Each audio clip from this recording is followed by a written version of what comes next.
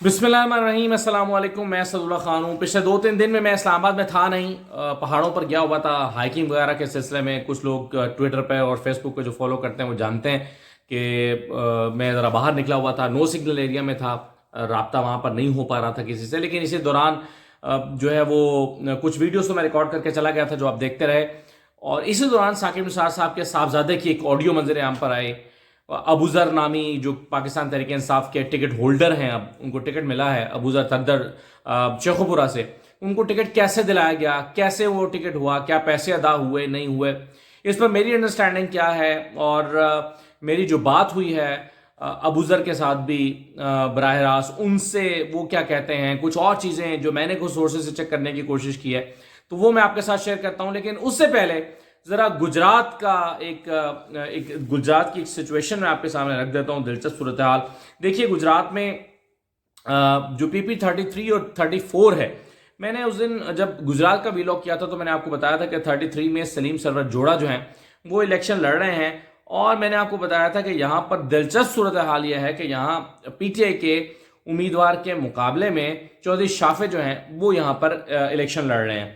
अच्छा, दूसरी मैंने आपको PP 34 बताया था कि जहां से चौधरी परवेज इलाही लड़ रहे हैं। तो एक बात तो यह है कि चौधरी शाफे जो हैं वो उन्होंने 2 हलकों से इलेक्शन लड़ने के लिए अपने कागजात जमा कराए हैं, PP 33 से भी और PP 34 से भी। अभी वो चौधरी शुजा साहब के साहबजादे चौधरी शाफे हैं, ये सलीम सरवर जोड़ा के मुकाबले में भी लड़ रहे हैं और चौधरी परवेज इलाही के मुकाबले में भी लड़ रहे हैं। 2 हलकों से कागजात जमा कराए हैं उन्होंने, काफिले के टिकट पर इलेक्शन लड़ रहे हैं। अच्छा, अब इसमें दिलचस्प बात क्या है? दिलचस्प बात यह है कि क्या चौधरी शाफे दोनों से लड़ेंगे या लड़ेंगे वो एक से ही? तो देखें, इस बात का इम्कान मौजूद है कि चौधरी शाफे जो हैं वो चौधरी परवेज इलाही के मुकाबले में इलेक्शन लड़े, और इस बात का भी इम्कान मौजूद है कि वो ये चौधरी परवेज इलाही के मुकाबले में दस्तबरदार हो जाए। मगर वो ऐसा क्यों करेंगे और कैसे करेंगे और किस शर्त पे करेंगे? देखिए, उनके जाहिर है परवेज इलाही चाहेंगे कि शाफे उनके मुकाबले में ना उतरे। एक ही खानदान के लोग हैं, दोनों का वोट बैंक है। चौधरी परवेज इलाही का चलें ज्यादा होगा, लेकिन बहरहाल चौधरी शाफे का भी वोट बैंक होगा। 2004 से आखिर वो भी सियासत कर रहे हैं तो उनका वोट बैंक भी होगा। तो चौधरी परवेज इलाही जरूर चाहेंगे कि चौधरी शाफे उनके मुकाबले में इलेक्शन ना लड़ें। लेकिन अगर चौधरी शाफे इलेक्शन नहीं लड़ते तो फिर चौधरी शाफे जो हैं वो कोई शर्त भी रखेंगे। तो वो क्या शर्त रखेंगे? वो कहेंगे ठीक है परवेज इलाही साहब, मैं आपके मुकाबले में दस्तबरदार हो जाता हूं, यह हल्का छोड़ देता हूं, लेकिन शर्त यह है कि दूसरे हल्के में आप मुझे सपोर्ट करें 33 में, जहां से सलीम सरवर जोड़ा इलेक्शन लड़ रहे हैं। तो अब यहां दिलचस्प सूरत हाल वही हो जाएगी। उस दिन मैंने आपको अपना तज्जिया पेश किया था और अब मैं ये हालात बनते देख रहा हूं। जब मैंने गुजरात की वीडियो की थी तो मैंने आपको बताया था कि अब दिलचस्प बात यह होगी कि अगर चौधरी परवेज इलाही PP 33 में PTI के कैंडिडेट को छोड़ के और चौधरी शुजात के साहबजादे को सपोर्ट करने लगे तो ये एक दिलचस्प सूरत हाल होगी। यानी उसूली तौर पर तो उनका ताल्लुक PTI से है, तो चौधरी परवेज इलाही को सलीम सरवर जोड़ा से जो है वो करना चाहिए, उनको सपोर्ट करना चाहिए। लेकिन दूसरी तरफ जो है वो उनके भतीजे भी खड़े हुए हैं चौधरी शाफे, उनको भी सब यानी अपने ही खानदान के लोग हैं, अपना ही खून है। तो अब यहां पर जो मुझे सूरत हाल पैदा होती नजर आ रही है वो ये है कि अभी तो चौधरी शाफे जो है वो दोनों जगहों पे काफिले का टिकट जमा करा के खड़े हुए हैं। लेकिन अगर परवेज इलाही साहब ने उनको मना लिया कि तुम मेरे मुकाबले में दस्तबरदार हो जाओ और वो मान भी गए, तो फिर आप समझ लीजिएगा कि तय क्या हुआ है। फिर आप समझ लीजिएगा तय ये हो गया है कि ठीक है, परवेज इलाही साहब अपनी, यानी जाहिर है अनाउंस तो नहीं करेंगे। अभी उन्होंने तो दूसरे दिन, ईद के दूसरे दिन एक जगह पे यही अनाउंस किया है कि जी सलीम सरवर जोड़ा को वोट दें आप। तो ऑफिशियली तो उन्होंने यही कहना है, लेकिन अंदर खाने आपको पता है जोड़ तोड़ होता है, कोई जो है वो बरादरियां होती हैं, उनके साथ मीटिंग्स होती हैं, बैठकें होती हैं, ऑफ द रिकॉर्ड गुफ्तगुएं होती हैं। तो ये कमिटमेंट चौधरी परवेज इलाही से ले ली जाएगी चौधरी शाफे की तरफ से कि ठीक है, फिर आपको, मैं आपके मुकाबले में दस्तबरदार हो रहा हूं, लेकिन आप मुझे उधर सपोर्ट करेंगे। तो मैं बस आप कहना ये चाह रहा हूं कि अगर चौधरी शाफे जो हैं वो परवेज इलाही को के हक में दस्तबरदार हो जाएं तो फिर आप समझ लीजिएगा कि सलीम सरवर जोड़ा भी जो है उनके खिलाफ भी परवेज इलाही साहब ने उनका सौदा कर दिया है। तो बहरहाल ये जो दोनों हल्के हैं PP 33 और 34, ये अब दिलचस्प सूरत हाल इख्तियार कर गए हैं। तो ये तो मैं आपसे थोड़ा सा गुजारिश डिस्कस करना चाहता। अब आ जाए ज़रा आप, अच्छा बाय द वे एक और चीज़ मैंने अभी आपसे डिस्कस करनी है आखिर में, और वो है जस्टिस ग्रुप। ये एक नया जस्टिस ग्रुप बना है। ये किन लोगों का ग्रुप है, ये किसने बनाया है, क्यों बनाया है, और क्या ये पीटीआई के लिए खतरा है? पीटीआई के अंदर एक ग्रुप बना है, तो इस पर मैं बाद में बात करता हूं। अब आ जाए जरा आप इस पे, ये अबूजर चद्दड़ साहब के मामले पे। ये जो अबूजर मकसूद चद्दड़ हैं, जिनको 1 PP 137 में टिकट मिला है यहां से शहपुरा से, देखें एक बात तो तय है कि चौधरी जस्टिस साकिब निसार साहब ने इनकी सिफारिश की है। अच्छा, मेरी बात हुई है आज इनसे, चद्दड़ साहब से, तो वो कहते हैं नहीं जी पैसों का तो कोई बातचीत ही नहीं हुई। मैंने उनसे पूछा कि जी आपने, जब आपकी ऑडियो लीक हुई है तो तब तो आपने पेमेंट तब तक तो नहीं की हुई थी, उस ऑडियो से ही पता चलता है आपने पेमेंट नहीं की, लेकिन अब पेमेंट आपने कर दी है या नहीं की? तो उन्होंने कहा नहीं ऐसी कोई बात ही नहीं तय हुई थी, पेमेंट की तो कोई बात ही नहीं हुई थी। तो मैंने उनसे कहा कि अच्छा सिफारिश फिर उन्होंने मुफ्त में की है? तो उन्होंने कहा कि नहीं, उन्होंने मेरी सिफारिश भी नहीं की, साकिब निसार ने मेरी सिफारिश नहीं की। तो मैंने उनसे कहा कि अगर उन्होंने आपकी सिफारिश नहीं की तो आपको टिकट कैसे मिल गया? तो उन्होंने कहा कि जी मैं पार्टी का वर्कर हूं, मुझे इसलिए टिकट मिल गया, और मैं बड़ा पढ़ा लिखा हूं, और मैं इमरान खान के नजरियात के साथ खड़ा हूं। तो मैंने कहा कि भाई आपके इमरान खान के नजरियात के साथ तो लाखों लोग खड़े हैं, सबको तो टिकट नहीं मिलता, और आपको तो आए हुए चंद महीने हुए हैं अभी पार्टी में, तो चंद महीने में आपको टिकट कैसे मिल गया? तो सिफारिश अगर नहीं हुई तो फिर आपको टिकट कैसे मिल गया? उन्होंने कहा कि नहीं 2011 में एक इमरान खान का जलसा हुआ था, मैंने उसमें भी शिरकत की थी। तो शिरकत तो 20-25 हज़ार बंदा होता है जलसे में, सबने शिरकत की थी, सबको टिकट मिलना चाहिए, फिर उनको टिकट क्यों नहीं मिला? तो बात तो बन नहीं रही। फिर अगर कुछ और डॉट्स को आप कनेक्ट करें, मैंने उनसे पूछा कि आपका नजम साकिब के साथ ताल्लुक है? तो उन्होंने कहा कि वो मेरा क्लास फेलो, मेरे दोस्त हैं। तो मैंने कहा कि ये मियां उजैर कौन है? उन्होंने कहा कि ये मेरे और उनके दोनों के दोस्त हैं।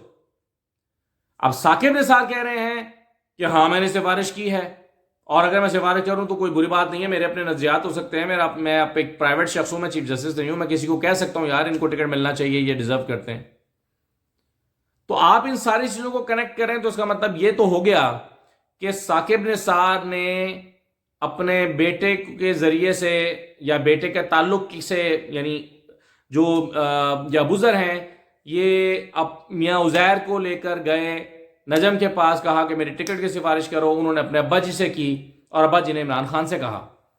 अच्छा, मैंने अपने सोर्सेज से चेक किया है कि ये टिकट कैसे हुआ, तो पता चला है कि दो लोगों ने बहुत पुश किया है इमरान खान को इस टिकट के लिए। एक साकिब निसार साहब ने, और दूसरा फवाद चौधरी साहब ने। फवाद चौधरी साहब भी इनके जो हैं वो सपोर्टर थे और चाहते थे कि इनको टिकट मिल जाए। लेकिन इसके बावजूद ये साकिब निसार का बेटा जो ऑडियो में कह रहा है, ऑडियो नजम साकिब ही की है, लेकिन जो पैसे हैं वो कहते हैं कि जी हम मैंने इनको नहीं दिए। अच्छा, अब मुझे रोजाना कितने लोग फोन करते हैं और कहते हैं कि जी मेरे पास पूरी तफसील है कि जो है वो मैं आपको हल्फिया कह सकता हूं कि फलां जगह पे टिकट जो है वो बिका है, इतने करोड़ रुपए ट्रांसफर हुए हैं, मेरे पास पक्की खबर है। मुझे एक बंदे ने कसमें खा के बताया है कि फलां ने फलां के अकाउंट में 3 करोड़ रुपए जमा कराया तो टिकट हुई है। तो मैं उनसे कहता हूं कि मुझे ना, तब जाहिर है मैं उनसे कहता हूं मैं आपकी बात मान ली है, बिल्कुल सी कि आप कह रहे हैं 3 करोड़ रुपए में टिकट मिला है, हो सकता है ऐसा हुआ हो, लेकिन आप मुझे जो है वो इसकी तफसीलात दें, इसका सबूत दें।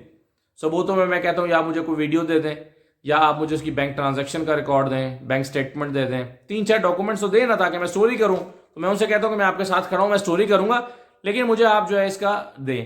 तो वो कहते हैं कि नहीं हमारे पास ये नहीं है। तो एक सरगोदा से एक साहब ने मुझे कहा कि जी मेरे मुखालिफ को टिकट जो है वो इतने करोड़ रुपए में हुआ है, ये बात मुझे फुला ने बताई है। तो मैंने कहा कि फ़ोन पे बताइए, उन्होंने कहा हाँ जी फ़ोन पे बताइए। तो मैंने कहा कि आप मुझे उसका कॉल रिकॉर्ड कर भेज दें, आपने कॉल रिकॉर्डिंग तो की होगी। उन्होंने कहा नहीं व्हाट्सएप कॉल थी। तो फिर उन्होंने कहा कि रिकॉर्ड मेरे पास नहीं है, लेकिन मुझे फलां ने कंफर्म बताया कि जी इतने करोड़ रुपए में टिकट हुआ। तो इस तरह तो रोजाना होता है, रोजाना बताते हैं लोग, लेकिन मैं इसलिए वीडियोस में इस बात का जिक्र नहीं करता क्योंकि मेरे पास सबूत नहीं है। और अभी भी देखें मैं नाम नहीं किसी का ले रहा कि किस हल्के में किस कैंडिडेट पर किसने इल्जाम लगाया, क्यों? क्योंकि सबूत नहीं है। लेकिन यहां पर एक ऑडियो सामने आई हुई है, और इस ऑडियो में साकिब निसार साहब का ये कह देना काफ़ी नहीं है कि ये जी जाली ऑडियोज हैं, जोड़ तोड़ के बनाई गई हैं और ये और वो। इस पर जो है वो या तो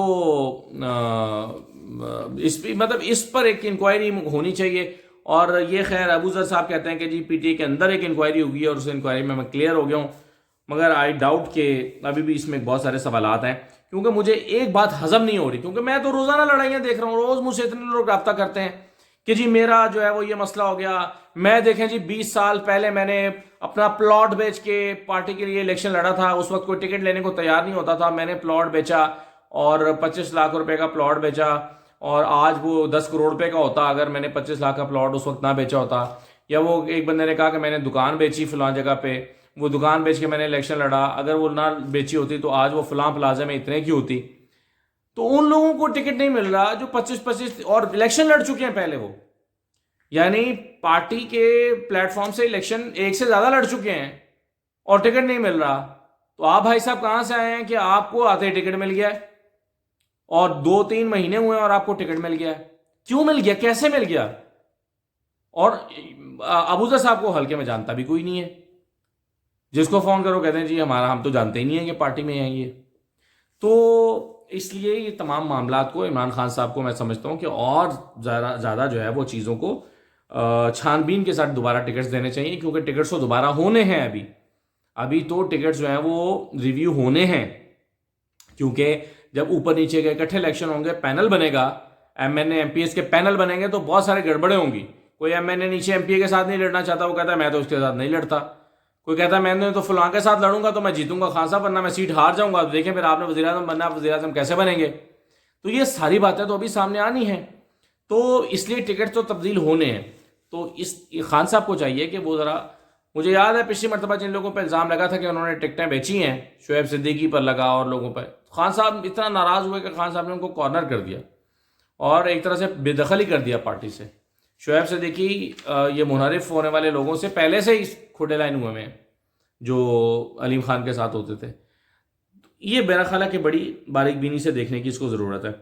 आखिर में मैं आपको बता दूं, कल इसकी तफसील वैसे कल दूंगा, टीज़र दे देता हूं कि एक जस्टिस ग्रुप बन गया पाकिस्तान तहरीक इंसाफ के उन लोगों का जिनको टिकट नहीं मिला, जो समझते थे कि हम जो है वो टिकट डिज़र्व करते हैं लेकिन हमें टिकट नहीं मिला। उन्होंने एक जस्टिस ग्रुप बना लिया और वो ग्रुप जो है चाहता है कि हम लोगों को इमरान खान साहब मिलें। और ग्रुप उन्होंने इसलिए बनाया है, बगावत करने के लिए नहीं बनाया, बल्कि ग्रुप इसलिए बनाया है कि खान साहब जो हैं वो फर्दन सबसे मिलने की बजाय हमारे ग्रुप से एक मीटिंग कर लें तो हमारे सारे ग्रीवेंसेस उन तक पहुंच जाएंगे। इस मकसद के लिए बनाया और ऐन मुमकिन है कि आने वाले दिनों में ये ग्रुप बड़ा भी हो जाए। अब इस ग्रुप को कौन लीड कर रहा है, इसमें कौन कौन आ चुका है और कौन कौन हैं और किन किन के क्या क्या मसाइल हैं, तो ये डिटेल्स मैं आपके साथ कल शेयर कर लूँगा। इजाज़त दीजिए, अल्लाह हाफिज़।